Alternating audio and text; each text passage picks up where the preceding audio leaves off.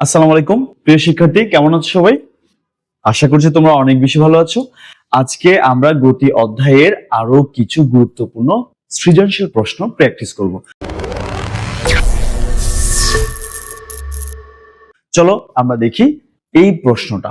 বলা হচ্ছে, একজন ব্যাটসম্যান একটি ক্রিকেট বলকে আঘাত করায় বলটি ভূপৃষ্ঠে বাধা পেয়ে 90 কিলোমিটার পার আওয়ার বেগে উপরের দিকে উঠে গেল। আচ্ছা, একজন ফিল্ডার পরন্ত বলটিকে, এটা এমনি ভুলে আসছে, এই পার্টটা একটু ভুলে চলে আসছে। তো একজন ফিল্ডার পরন্ত বলটিকে ধরার জন্য 5 সেকেন্ড দৌড়ালো। এখন প্রথম প্রশ্ন, ক্রিকেট বলটি ভূপৃষ্ঠ হতে সর্বোচ্চ কত উচ্চতায় পৌঁছাবে? তোমরা সবাই জানো, একটা বস্তুকে যখন ভূমি থেকে নিক্ষেপ করা হয়, সে সর্বোচ্চ যে উচ্চতায় উঠে তার সূত্র হচ্ছে h সমান u স্কয়ার বাই 2g।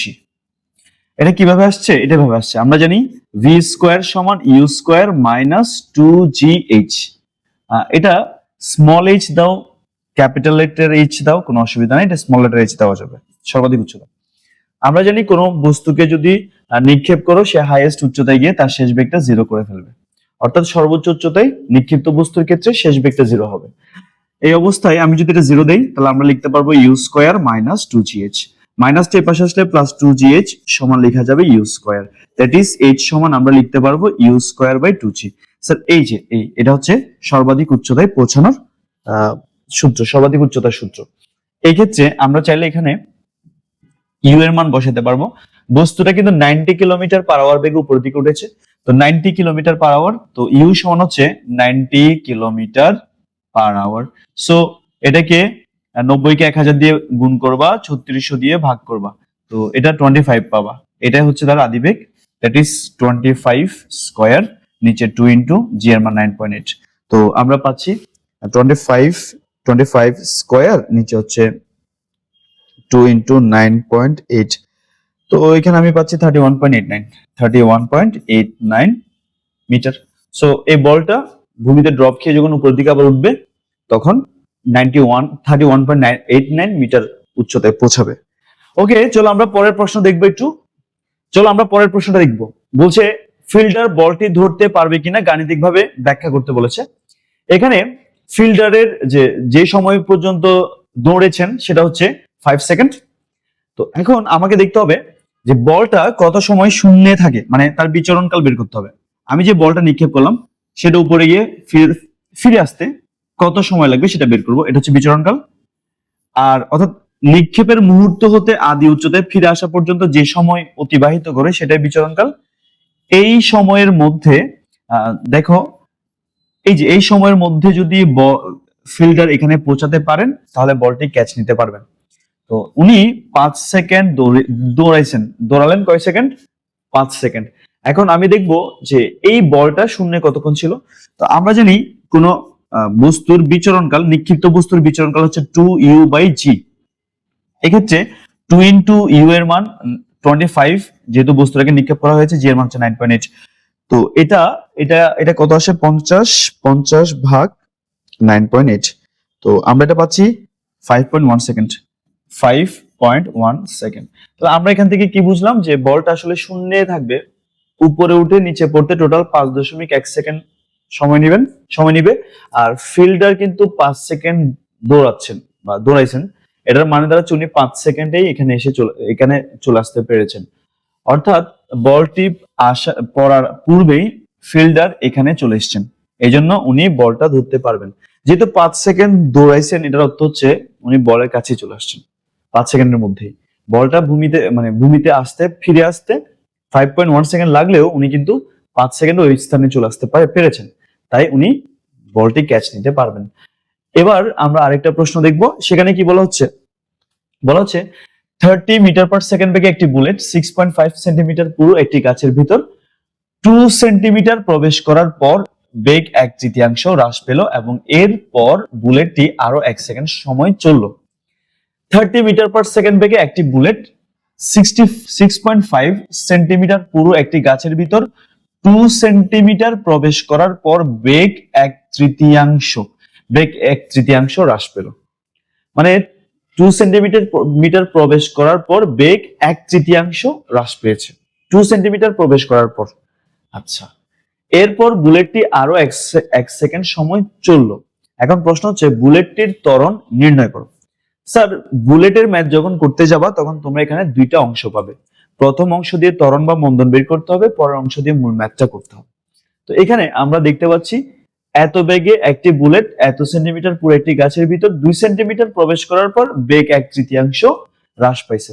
তো বেগ 1/3 হ্রাস পাইছে, তার মানে তার আদি বেগটা কত?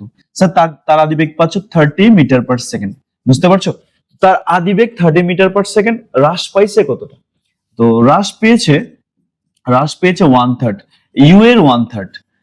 তো ইউ এর 1/3 আর ইউ মানে হচ্ছে 30, that is 10 metre per second হ্রাস পাইছে। দ্যাট মিনস এই যে বুলেটটা, এই যে এটা মনে করো একটা গাছের মধ্যে 2 সেন্টিমিটার প্রবেশ করেছে। তো 2 সেন্টিমিটার প্রবেশ করার পর এই বিন্দুতে যখন আসছে তার বেগ অর্ধেক হ্রাস পাইছে, সরি 1/3 হ্রাস পাইছে। তার আদি বেগ ছিল এখানে 30, এখানে আসার পর 30 থেকে 10 মাইনাস হবে মানে 20, অর্থাৎ এখানে আসার পর তার বেগ হয়ে গেল 20 মিটার পার সেকেন্ড, কারণ 1/3 হ্রাস পেয়েছে। তো এক্ষেত্রে তার সরণ আছে 2 সেন্টিমিটার, এখান থেকে ভিতরে আসছে 2 সেন্টিমিটার। আর যেহেতু এটা কাঠের ভেতর ঢুকতেছে তাই এখানে অবশ্যই তার এই বুলেটটার বেগ হ্রাস পাবে, অর্থাৎ এখানে মন্দন হবে। তো এই ক্ষেত্রে আমরা যদি চাই এটাকে এভাবে লিখতে, যে এখানে মন্দনটা বা ত্বরণটা কত আমরা জানি, এ ভি স্কয়ার সমান ইউ স্কয়ার প্লাস 2as, এটা আমরা সবাই জানি। তো এটা তুমি মন্দন যেহেতু এখানে চাইলে মাইনাস ইউজ করতে পারো। তো এখানে আসার পর তার বেগ হয়েছে 20 স্কয়ার, মানে 2 সেন্টিমিটার প্রবেশ করার পর তার বেগ কত হয়ে গেল? 20 হয়ে গেল। আর এটার আদি বেগটা কত ছিল? এটার আদি বেগ ছিল 30। তো 30 square plus 2 into A into S. Sir, S মানে কত? 2 সেন্টিমিটার, তাহলে 2 কে অবশ্যই তোমাকে 100 দিয়ে ভাগ করতে হবে, দ্যাট ইজ 0.02 মিটার পাচ্ছি। তো এটা এখান থেকে আমি চাইলে মন্দনটা বের করতে পারবো। এটা হচ্ছে 20 স্কয়ার মাইনাস এটা হচ্ছে 30 স্কয়ার সমান, মানে প্লাসটাই পাশে আসলে মাইনাস হয়ে গেছে, 2 ইন্টু এ ইন্টু 0.02। তো এখানে আমরা পাই 20 স্কয়ার মাইনাস 30 স্কয়ার ভাগ 2 ইন্টু 0.02। তো এটা পাচ্ছি আমরা -12500, এই সমান হচ্ছে -12500 মিটার পার সেকেন্ড স্কয়ার। তো আমরা মন্দনটা পেলাম। এবার চলো এবার হচ্ছে আমরা পরের যে প্রশ্নটা আছে সেটা একটু দেখব। পরের যে প্রশ্নটা আছে এখানে বলা হচ্ছে বুলেটটি গাছটিকে ভেদ করতে পারবে কিনা গাণিতিকভাবে বিশ্লেষণ করতে বলেছে। তো একটি বুলেট এত সেন্টিমিটার পুরো একটি গাছের ভিতর প্রবেশ করতে চাইছে। তো গাছের ভিতর প্রবেশ করতে চাচ্ছে, তার মানে গাছটিকে সম্পূর্ণভাবে ভেদ করতে পারবে কিনা জানতে চাচ্ছে।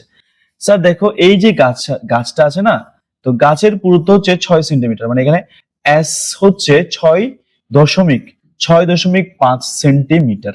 তো এখন এটাকে 100 দিয়ে ভাগ করো, এটাকে 100 দিয়ে ভাগ করলে 6.5 কে 100 দিয়ে যদি ভাগ করো তাহলে আমরা পাচ্ছি 0.065 মিটার। আচ্ছা, অর্থাৎ এই গাছের পুরুত্বটা হচ্ছে এটা। এবার আমার কথা হচ্ছে এটার আদি বেগ কিন্তু জানা আছে। তো স্বাভাবিকভাবে বস্তুটা যদি থেমে যায় শেষ বেগটা কত হবে? শেষ বেগ তার অবশ্যই 0 হবে। অর্থাৎ আমি মনে করছি সে গাছটাকে ভেদ করতে পারবে, অর্থাৎ লাস্ট পর্যন্ত আসতে পারবে। তো লাস্ট পর্যন্ত যদি আসে তার শেষ বেগ অবশ্যই কি হবে? 0 হবে। তো এই ক্ষেত্রে কিন্তু একটা মন্দন আছে। মন্দন হচ্ছে, আমরা মন্দন কত পেয়েছি কিছুক্ষণ আগে? আমরা মন্দন পেয়েছি 12,500 মন্দন পেলাম। তো এই ক্ষেত্রে আদি বেগ আছে, শেষ বেগ আছে, সরণ আছে, মন্দন আছে। তো আমি এই ক্ষেত্রে সরণটা কত এটা বের করব।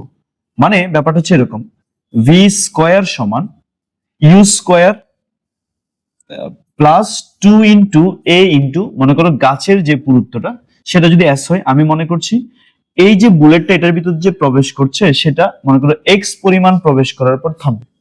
তো এক্স পরিমাণ প্রবেশ করার পর যদি থামে তার শেষ বেগ 0 হবে। তার মানে এখানে হচ্ছে U square plus 2 into A into X প্লাসটা এর পাশে আসলে -2ax সমান হচ্ছে ইউ স্কয়ার। আমি এখান থেকে x এর মান বের করব। তো x এর মান যদি তুমি বের করতে চাও তাহলে আমি এখানে ইউ স্কয়ার বাই 2 ইনটু মাইনাসটা দাও 2 ইনটু a লিখতে পারবা। স্যার এখানে ইউ এর মান কত? ইউ এর মান কত এখানে? ইউ এর মান হচ্ছে 30 স্কয়ার ভাগ 2 ইনটু 12,500 তো আমরা পাচ্ছি 0.036 মিটার। সো এটাকে 100 দিয়ে গুণ করি, 100 দিয়ে গুণ করলে আমরা পাচ্ছি 3.6 মিটার। মানে স্যার আমার গাছের পুরুত্ব কিন্তু 6.5 সেন্টিমিটার। আমার যে কন্ডিশনটা আছে এটার ভিতরে প্রবেশ করছে, এই যে কাঠের ভিতরে প্রবেশ করছে কে? বুলেটটা। তার আদিবেগ ছিল 30 ইউ। তা আমি মনে করছি এটার ভিতরে যেহেতু প্রবেশ করছে তাই এখানে বেগের হ্রাস হচ্ছে, এখানে একটা মন্দন হচ্ছে। তো মন্দনটা আমি গতি পেয়েছি 12,500। আমি দেখবো এই কন্ডিশনে সে কতদূর প্রবেশ করবে, কতদূর প্রবেশ করবে মানে একটা সময় গিয়ে সে থেমে যাবে। এক্ষেত্রে তার শেষ বেগটা আমি 0 ধরে নেব। তো 0 ধরে আমি দেখছি, আমি মনে করছি সে এক্স পরিমাণ প্রবেশ করতে পারবে। তো এক্স পরিমাণ প্রবেশ করতে পারবে এটা ধরে নিয়ে আমি এই সূত্রটা অ্যাপ্লাই করলাম, দেখলাম এখানে 3.6 মিটার পর্যন্ত প্রবেশ করে থেমে যাবে।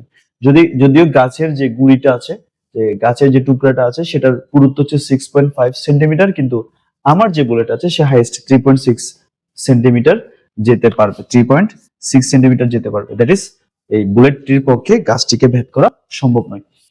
চলো আমরা আরেকটা প্রশ্ন দেখব। এখানে বলা হচ্ছে মুশফিক 200 কেজি ভরের একটি বলকে ব্যাট দিয়ে আঘাত করে বলটি 62.5 জুল শক্তি অর্জন করে খাড়া উপরের দিকে মুক্তভাবে উঠে গেল। ওই মুহূর্তে মুশফিককে আউট করার জন্য বলটি ধরতে ফিল্ডার 50 মিটার দূরে থেকে দৌড়ে আসলো।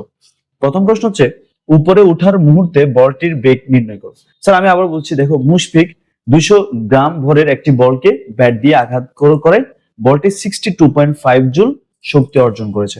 তার মানে এখানে যে শক্তিটা অর্জন করেছে সেটা হচ্ছে গতিশক্তি, আর এই গতিশক্তিটা আমরা পাচ্ছি 62.5 জুল হিসেবে। এখানে পাচ্ছি 62.5 জুল। এটা হচ্ছে গতিশক্তি, ইকুয়েশন 1 দিতে পারো। এরপরে বলা হচ্ছে শক্তি অর্জনে খাড়া উপর দিকে মুক্তভাবে উঠে গেল। ওই মুহূর্তে মুশফিকের আউট করার জন্য বলটি ধরতে ফিল্ডার 50 মিটার দূরে থেকে দৌড়ে আসলো, 50 মিটার দূর থেকে দৌড়ে আসছে। মানে এখানে হচ্ছে ব্যাটার, তো ব্যাটার একটা বলটাকে নিক্ষেপ করছে, উপর দিকে নিক্ষেপ করছে। তো এমন সময় 50 মিটার দূরে থাকা একজন ফিল্ডার কাছে চলে আসতেছে এই বলটাকে ধরার জন্য। আচ্ছা, এখন আচ্ছা বলটা খাড়া উপরের দিকে গেছে, একদম খাড়া উপরের দিকে বলটা গেছে, এই যে খাড়া উপরের দিকে গেছে। তো খাড়া উপর দিকে গেলে এদিকে ফেরত আসবে। তো এইখানে থাকা ফিল্ডার দৌড়ে আসতে যাচ্ছে এই বলটাকে ক্যাচ নেওয়ার জন্য। এখন প্রশ্ন হচ্ছে উপরে ওঠার মুহূর্তে বলটি বেগ কত? তো ওই যে উপরে ওঠার মুহূর্তে বলটিকে একটা গতিশক্তি দিয়ে আঘাত করা হয়েছে, সেটা হচ্ছে ইকে। এটা তা আমরা জানি ইকে সমান হচ্ছে হাফ এম ভি স্কোয়ার সমান হচ্ছে 62.5। তো এখানে এম ভি স্কোয়ার সমান হচ্ছে 2 into 62.5, that is V square সমান হচ্ছে 2 ইন্টু 62.5, নিচে হচ্ছে এম। তো ভি এর মান হচ্ছে রুট ওভার 2 ইন্টু 62.5, নিচে হচ্ছে এম। এম এর মান কত? বস্তুটার ভর হচ্ছে 200 গ্রাম। তো 200 কে তুমি চাইলে 1000 দিয়ে ভাগ করতে পারো, 1000 দিয়ে ভাগ করলে তুমি পাচ্ছ 0.2 কেজি। তো এই বলটার বেগ তাহলে আমরা হিসাব করে ফেলি, 2 ইন্টু 62.5 ভাগ 2 রুট ওভার অ্যান্সার। তার মানে ভি হচ্ছে তুমি পাচ্ছ 25 মিটার পার সেকেন্ড। অর্থাৎ এই বলটিকে যখন মুশফিক ব্যাট দিয়ে আঘাত করেছে, তো বলটা ব্যাট দিয়ে আঘাতের মুহূর্তে 25 মিটার পার সেকেন্ড বেগ লাভ করেছে এবং ওই বেগ উপর দিকে উঠেছে। এটা হচ্ছে প্রশ্ন। 2 নম্বর যে প্রশ্নটা আমরা একটু দেখবো, 2 নম্বর প্রশ্ন বলছে মুশফিককে আউট করা সম্ভব কিনা। স্যার দেখো, এই যে প্লেয়ার এই বলটাকে নিক্ষেপ করছে, সে বলটা উপরে উঠবে নিচে নামবে, এক্ষেত্রে তার বিচরণকাল, এটা হচ্ছে বিচরণকাল। স্যার এই ক্ষেত্রে তার বিচরণকাল টি সমান হচ্ছে 2u/g, এটা আমরা জানি, শিখেও দিছি। তো টি সমান হচ্ছে মানে বলটার বিচরণকাল, মানে বলটাকে নিক্ষেপ করার মুহূর্ততে বলটা উপরে গিয়ে আবার আগের জায়গায় ফিরে আসতে সময় লাগবে, এটা যেটাকে আমরা বিচরণকাল বলবো। এই যে নিক্ষেপের মুহূর্ততে আদি উচ্চতায় ফিরে আসতে যে সময় লাগবে, সেই সময়ে যদি ফিল্ডার এখানে চলে আসতে পারে, মানে 50 মিটার দূরত্ব অতিক্রম করে এই জায়গায় চলে আসতে পারে, তাহলে তার পক্ষে ক্যাচটা নেওয়া সম্ভব। অর্থাৎ এখানে ফিল্ডার আছেন, এখানে যে ফিল্ডারটা আছেন তো তার দূরত্ব এখান থেকে 50 মিটার।